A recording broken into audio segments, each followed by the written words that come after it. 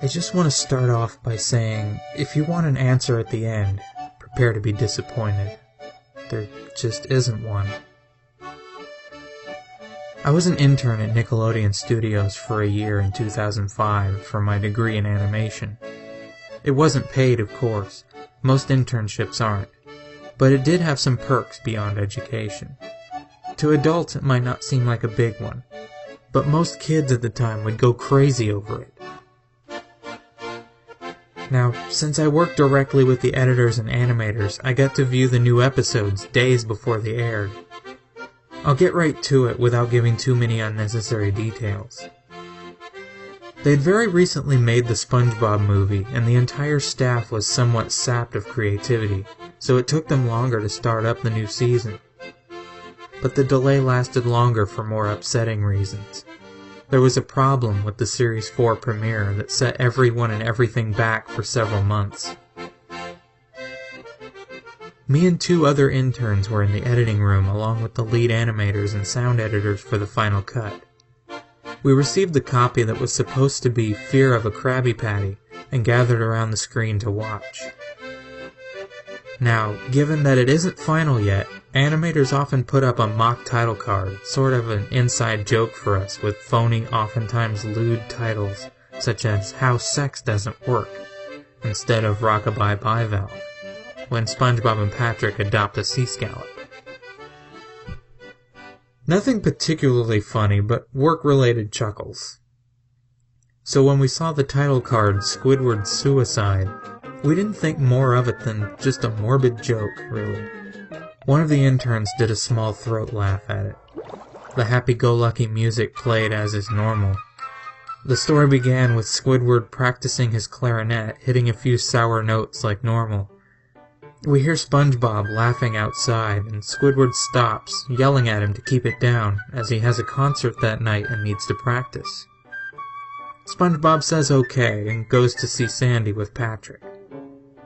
The bubble splash screen comes up and we see the ending of Squidward's concert. This is when things begin to seem off. While playing, a few frames repeat themselves, but the sound doesn't. At this point, sound is synced up with animation, so yes, that's not common. But when he stops playing, the sound finishes as if the skip never happened. There is slight murmuring in the crowd before they begin to boo him. Not normal cartoon booing that is common in the show, but you could very clearly hear the malice in it. Squidward's in full frame and looks very afraid. The shot goes to the crowd with SpongeBob in center frame, and he too is booing, very much unlike him.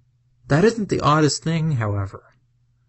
What is odd is everyone has realistic eyes, very detailed. Clearly not shots of real people's eyes, but something a bit more real than CGI. The pupils were red. Some of us looked at each other, obviously confused. But since we weren't the writers, we didn't question its appeal to children yet. The shot goes to Squidward sitting on the edge of his bed, looking very forlorn. The view out of his porthole window is a night sky, so it isn't very long after the concert. The unsettling part is at this point there's no sound. Literally no sound, not even feedback from the speakers in the room. It's as if the speakers were turned off, though their status showed them working perfectly. He just sat there, blinking, in this silence for about 30 seconds. Then he started to sob softly. He put his hands or tentacles over his eyes and cried quietly for a full minute. All the while, a sound in the background, very slowly growing from nothing to barely audible. It sounded like a slight breeze through a forest. The screen slowly begins to zoom in on his face. By slow, I mean it's only noticeable if you look at shots 10 seconds apart side by side. His sobbing gets louder, more full of hurt and anger. The screen then twitches a bit, as if it twists in on itself for a split second, then back to normal. The wind through the trees sound gets slowly louder and more severe, as if a storm is brewing somewhere. The eerie part is this sound, and Squidward's sobbing sounded real. As if the sound wasn't coming from the speakers, but as if the speakers were holes the sound was coming through from the other side. As good a sound as the studio likes to have, they don't purchase the equipment to be that good to produce sound of that quality. Below the sound of the wind and sobbing, very faint, something sounded like laughing. It came at odd intervals and never lasted more than a second, so you had a hard time pinning it. We watched this show twice, so pardon me if things get too specific, but I've had time to think about them. After 30 seconds of this, the screen blurred and twitched violently, and something flashed over the screen, as if a single frame was replaced. The lead animation editor paused and rewound frame by frame. What we saw was horrible. It was a still photo of a dead child. He couldn't have been more than 6. The face was mangled and bloodied. One eye hanging over his upturned face popped. He was naked down to his underwear, his stomach crudely cut open, and his entrails laying beside him. He was laying on some pavement that was probably a road. The most upsetting part was that there was a shadow of the photographer. There was no crime tape, no evidence tags or markers, and the angle was completely off for a shot designed to be evidence. It would seem the photographer was the person responsible for the child's death. We were of course mortified, but pressed on, hoping that it was just a sick joke. The screen flipped back to Squidward, still sobbing, louder than before, and half body in frame. There was now what appeared to be blood running down his face from his eyes. The blood was also done in a realistic style, looking as if you touched it, you'd get blood on your fingers. The wind sounded now as if it were that of a gale blowing through the forest. There were even snapping sounds of branches. The laughing, a deep baritone lasting at longer intervals and coming much more frequently. After about 20 seconds, the screen again twisted and showed a single frame photo. The editor was reluctant to go back. We all were, but he knew what he had to do. This time the photo was that of what appeared to be a little girl, no older than the first child. She was laying on her stomach, her barrettes in a pool of blood next to her. Her left eye was also popped out and popped, naked except for underpants. Her entrails were piled on top of her above another crude cut along her back. Again, the body was on the street, and the photographer's shadow was visible, very similar in size and shape to the first. I had to choke back vomit, and one intern, the only female in the room, ran out. The show resumed. About 5 seconds after the second photo played, Squidward went silent, as did all sound, like it was when the scene started. He put his tentacles down, and his eyes were now done in a realistic style like the others were in the beginning of the episode. They were bleeding, bloodshot and pulsating. He just stared at the screen as if watching the viewer. After about 10 seconds, he started sobbing, this time not covering his eyes.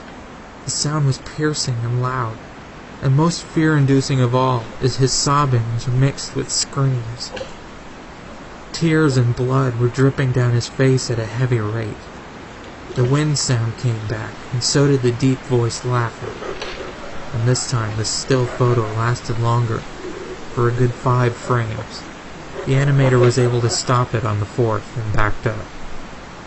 This time the photo was of a boy, about the same age, but this time the scene was different. The entrails were just being pulled out from a stomach wound by a large hand. The right eye popped and dangling, blood trickling down from it. The animator proceeded. It was hard to believe, but the next one was different, but we couldn't tell what. He went on to the next, same thing. He went back to the first and played them quicker, and I lost it. I vomited on the floor. The animating and sound editors gasped at the screen. The 5 frames were not as if they were 5 different photos. They were played out as if they were frames from a video. We saw the hand slowly lift out the guts. We saw the kid's eye focus on it. We even saw 2 frames of the kid beginning to blink. The lead sound editor told us to stop. He had to call in the creator to see this. Mr. Hillenberg arrived within about 15 minutes. He was confused as to why he was called down there, so the editor just continued the episode. Once the few frames were shown, all screaming, all sound again stopped. Squidward was just staring at the viewer, full frame of the face, for about 3 seconds. The shot quickly panned out, and that deep voice said, "Do it!" And we see in Squidward's hands a shotgun. He immediately puts the gun in his mouth and pulls the trigger. Realistic blood and brain matter splatters the wall behind him in his bed, and he flies back with the force. The last 5 seconds of this episode shows his body on the bed on its side, one eye dangling on what's left of his head above the floor, staring blankly at it. Then the episode ends. Mr. Hillenberg is obviously angry at this. He demanded to know what the heck was going on. Most people left the room at this point, so it was just a handful of us there to watch it again. Viewing the episode twice only served to imprint the entirety of it in my mind and cause me horrible nightmares. I'm sorry I stayed. The only theory we could think of was the file was edited by someone in the chain from the drawing studio to here. The CTO was called in to analyze when it happened. The analysis of the file showed that it was edited over by new material. However, the timestamp of it was a mere 24 seconds before we began viewing it. All equipment involved was examined for foreign software and hardware, as well as glitches, as if the timestamp may have glitched and showed the wrong time. But everything checked out fine. We don't know what happened, and to this day nobody does. There was an investigation due to the nature of the photos, but nothing came of it. No child scene was identified, no clues gathered from the data involved, nor physical clues in the photos. I never believed in unexplainable phenomena before, but now that I have something happen and can't prove anything about it beyond anecdotal evidence, I think twice about things.